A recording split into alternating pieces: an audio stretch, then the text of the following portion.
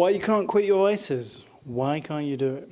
I'm going to go deep in this video why you can't quit your vices, how I quit my vices, and how you can quit your vices. So stick around for it. If you don't know who I am, my name's Ivor Churchill. I help people control their minds with Paradigm Mastery, my company, and it teaches you all about this kind of thing, how to control your mind, control your habits, and your life. So that being said, let's get into it, how to control your mind. This is going to be a short, sweet one. I'll keep it really relevant to you guys and help you to break out of any negative vices you're currently having. So why you can't break out of your negative vices? You're probably thinking, I just can't. If just the thought of me saying, why can't you break out of your vices, you're probably thinking immediately, oh, well, I can't. I just can't break out of that vice. I just can't do that. I just can't X, Y, Z. I can't. It's not possible. It's too hard. All of these things are coming up in your mind, I'm sure, because they came up in my mind as well. I used to have a lot of vices. Honestly, to be honest about it, I used to have a lot of vices. Back when I was at university, I used to drink too much. I used to eat pretty crappy food. I used to party a lot. I used to drink a lot, smoke. How many vices? I can't list them all. But the main ones were just drinking, smoking, bad food, the typical ones, even occasionally drugs. And unfortunately, drugs became a habit as well. Not a massive addiction or anything, but an unhealthy habit nonetheless. So how I broke out of these habits is really simple. I stopped saying I can't, and I just identified one thing at a time. Okay, I want to quit smoking. So I read the book by Alan Carr, and it helped me quit smoking. But the main thing about this, before we get into how to quit whatever vices you have, is why you're telling yourself you can't. So if you're telling yourself you can't do something, if you're telling yourself, I can't do it, it's too hard, it's because your identity doesn't want you to quit. Because we can all quit vices. It's not that hard. But we make it harder than it is for several reasons. So the second reason is avoiding pain. Because normally vices, they mask a problem in your life. They mask like being dissatisfied with things in your life.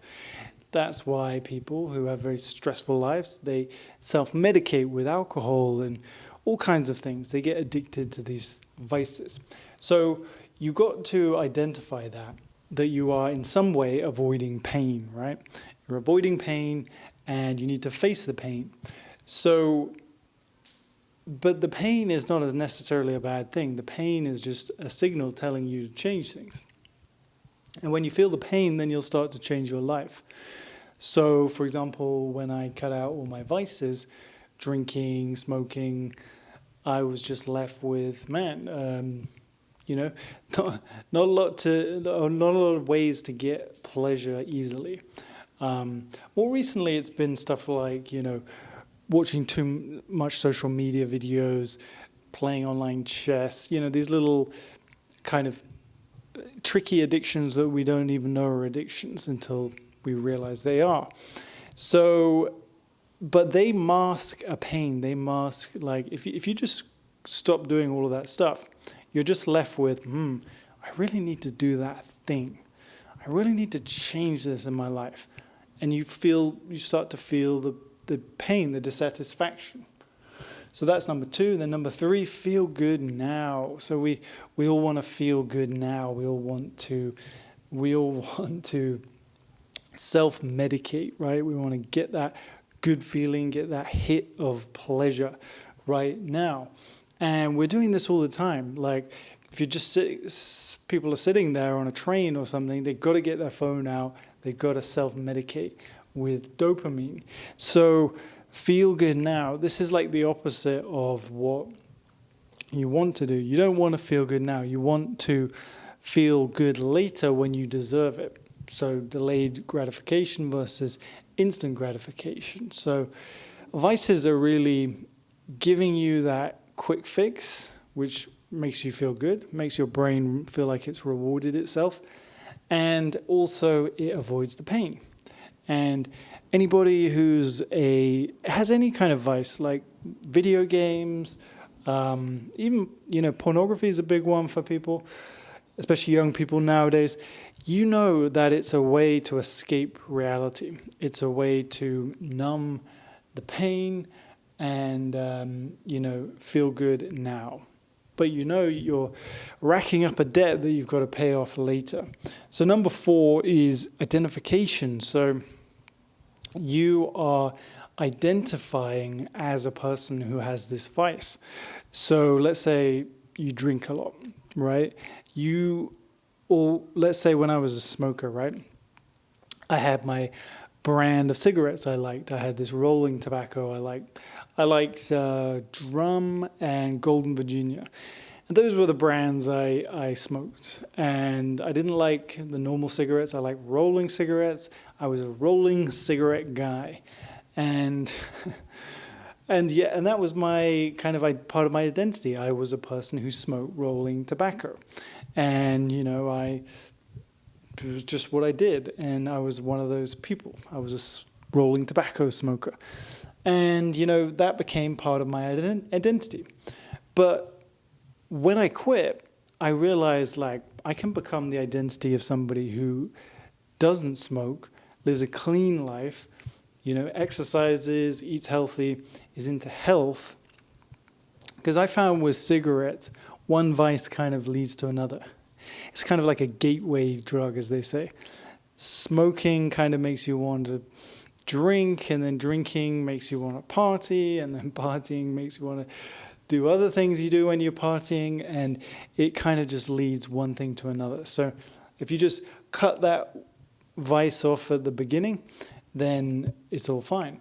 So you got to change your identification. If you identify yourself as a drinker, a smoker, a partier,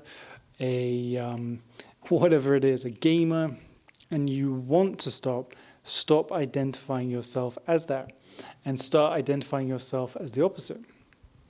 Somebody who does something else, maybe exercising, like a healthy, it's not really a vice, but a healthy activity instead. So build a new identification, a new identity around something healthier. So, and then number 5 is feedback loops. The more times you do the vice, the more times it builds the loop in your mind, the reward pathway. I do this thing, I get rewarded. And if you don't have any shame or awareness about it, it'll just become automatic, and you won't even feel guilt. And people go for years doing vices that they don't want to do because of this feedback loop, because it's feeding back on itself. So I'll keep that short. 5 points about why you can't quit your vices. And, these 5 points are also ways you can escape quitting your vices. You can actually quit your vices. So flip I can't into I can. Flip avoiding pain into seeking pain. Flip feeling good into feeling good later when I deserve it. Go exercise. Stop indulging yourself instantly. Identification, change your identification to a new identity. And then feedback loops. Understand that you're feeding this loop and it's accelerating.